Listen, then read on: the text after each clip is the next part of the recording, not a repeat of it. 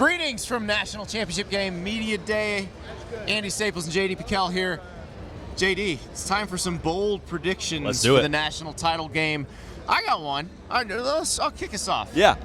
Michigan will have a 150-yard rusher. Ooh. And it'll probably be Blake Corum, but maybe it's the Donovan Edwards breakout game. We haven't seen him have that huge game this season, but maybe this is it. I just feel like Michigan's offensive line against Washington's interior and front seven, I think they have a chance to move them a little bit and move them earlier than they moved Alabama. And we saw Donovan Edwards in the Ohio State game last year. Mm-hmm. Dude likes the big stage. Yes. So if there were to be a stage that were to be big, it would be the biggest in the sport that is the national title game. Could be a Donovan Edwards kind of game. Washington's linebackers, they trigger so quickly, and that's great if you get home. Right. But if you don't, whole lot of real estate behind you on the back end if you're Donovan Edwards. Michigan linemen scraping off and clobbering you. So that's the thing. The line of scrimmage play is going to be really good in this game. I think Washington's defensive line is probably the group that has the most work ahead of it. But like the Michigan D-line against the Washington O-line is going to be an incredible matchup. That was one of the things we talked about in Atlanta, kind of trying to get a picture for who could be in the college football playoff. Washington had punched their ticket. They're not last year's TCU. They're much better up front. They're better at quarterback. They're better at wide receiver. And we talked about that even during the week. So, like you said, line of scrimmage will be must-see television, box office in every sense of the word. All right, you got a bold one? I got a bold one. Let's stay with on the offense side of the football. I think Michael Penix Jr. gets rid of the ball quickly in this game. Mm-hmm. They know that Michigan rush defense was phenomenal last week, getting after Jalen Miller to the tune of 6 sacks. I think he gets sacked a total of 0 times. Wow. 0 times. 0. We're calling our shot there a little bit. Well, okay. And here's the thing. If you're Michigan and you know how quickly he gets rid of the ball, do you say, we're going to drop a bunch and just try to cover these guys, which is its own set of challenges, because it is really pick your poison with Washington, because if you give him time, one of those receivers is going to get open, and then he can get it to him.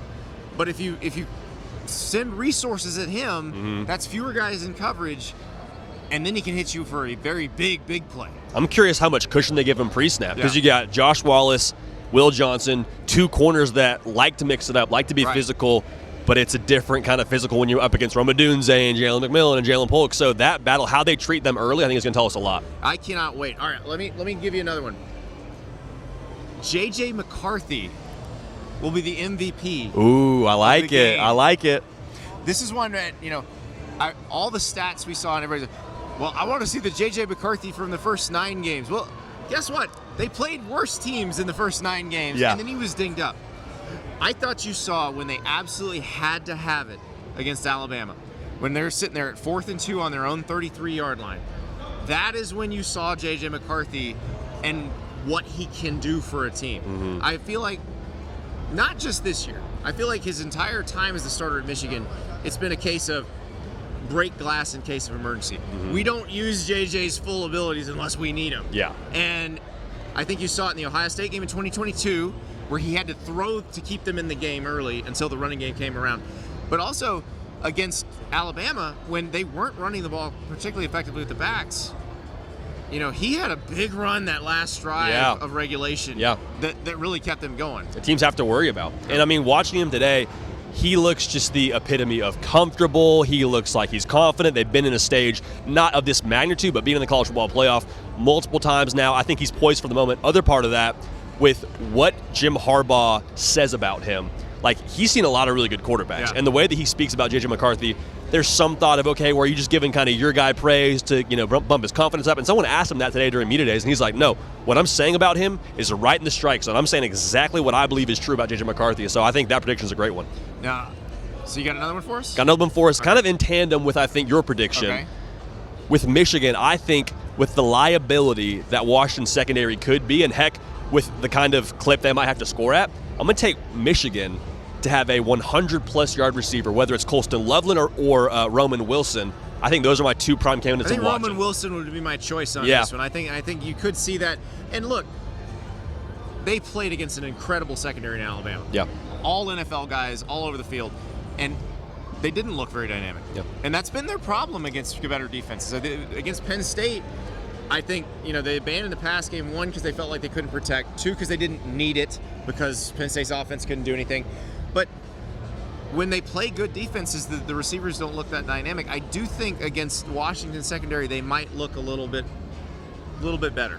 And they might have to commit some extra resources, like you mentioned, to try and stack the box a little bit to try and stop Blake Corum, Donovan Edwards, and heck, J.J. McCarthy if he gets in the mix. So if there's some real estate on the back end, we know J.J. McCarthy can deliver the mail. So that could kind of be right in tandem. We might both hit on that one. I'll give you another one. Here's another bold prediction. I love it. Michael Penix Jr. will be a first-round draft pick. Ooh, I like it. And that's one that if you watch him play and you don't follow a lot of the draft media, you're probably like, well, of course he is. Like, who throws like that? But the narrative on him has been the medicals will be very bad. I mean, he had 3 season-ending injuries in Indiana, 2 knees, 1 shoulder, and it's just you wonder, will he hold up at that level? But tell me who in college football throws the football like this. Tell me who is going to be in the draft class who can place the ball as accurately as Michael Penix, who can throw with touch, who can throw deep, who can throw short, who can throw intermediate. Like, there's nobody like this. He is a unicorn in every single sense, and that's going to be crucial in this game, placing the ball in that tight physical coverage from Michigan. I mean, I think if you're looking for a stage to make your case to the NFL, like, a lot of eyeballs on this game, this is the one to do it. I think I don't know if you have another bold prediction. Well, one more for us. Okay, let me. You go with yours, and I have one more too. Okay, I'm getting warmed up for it. All right, get loose. Last bold prediction here.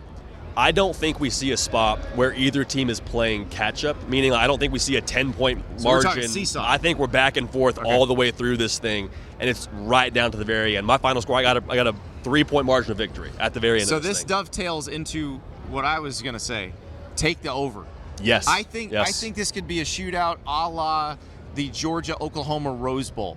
A similar situation where, if you remember that game, Georgia was destroying Oklahoma on the ground. They were averaging something like 9-10 yards a carry in the first half. But Georgia couldn't stop Oklahoma's offense. Baker Mayfield was picking them apart. And then they kept on scoring. Now, obviously, that game went into double overtime, so it was a pretty high-scoring game. But I could see where Michigan, even though they want to control tempo, if they get really rolling on the ground, they actually may be able to score fairly quickly. Yeah. And then Washington comes back and they attack you vertically. They score quickly. And it's interesting because Washington's not a big tempo team. No. Like, they're not trying to gas you. They're not trying to do it stylistically. But do you attack vertically and succeed, and then you just score? Now, one thing that I thought was interesting, Nick Saban said this week, where he said he wished they'd gone more tempo against Michigan. Where he felt like they let them control the tempo of the game. If you're Ryan Grubb in Washington, do you look at that and go, you know what? We could tempo them a little. It's something they haven't seen, but it's something we can do, because obviously, like, every team's got a 2-minute offense. Right. So they could jump into that if they wanted to. And I think you said it perfectly. Like, what Washington has been the last 2 weeks, the last 2 major games for them against Texas, and then the week before, I guess the game before, rather, not week before, a month before, against Oregon, 36 minutes and 37 minutes respectively in time of possession. Like, they will control the game. And then, like you were saying too, my question then is, who has the most gas in the tank if it becomes a shootout? Because you would think in a shootout kind of game, just your mind goes to, okay, Washington, kind of this aerial attack team, they got the quarterback. Do you have more, juice on the ground running the football? What does that look like? So I think that's going to be the style of that fight will be fascinating to watch. Oh yeah, and I am curious. We don't know what Dylan Johnson is going to be in this game. We saw him go out at the end of the Sugar Bowl. It's hard to imagine him being 100%. So what does Washington do in terms of getting yards on the ground? You did see in the late third and the fourth quarter them using Michael Penix more, where he was pulling on zone reads. I could see them doing that. This is an all or nothing situation. Like, you got to keep moving the ball. You got to keep moving the sticks. So I do think we're going to see Michael Penix use his legs quite a bit. And that's another reason why I brought up the first round draft pick thing. I think people are going to get the whole picture of what he can do. And that's kind of who he was early in his career at Indiana. Yes. Before all those injuries, like, he was a very real dual threat quarterback. Could throw it pretty well, but we've seen kind of the inverse of that as he's matured and gotten further and further into his career as a quarterback. And I was talking to somebody at Michigan today during this whole just scrum, said, how's your body feel? He's like, dude, we got one game. He's like, we got one game. Yeah. We're going to, nobody's 100% in this game. We're going to find a way to get it done and to finish through the finish line here. And so I thought that was telling. Probably true for both sides. Nobody has all the gas in the tank, much less a guy like Dylan Johnson. Yeah. So they're going to just push through and finish through for 4 more quarters. I cannot wait. This is going to be a fantastic game. This is such a good clash of styles. Neither defense has seen this level of offense that they're going to see. I can't wait.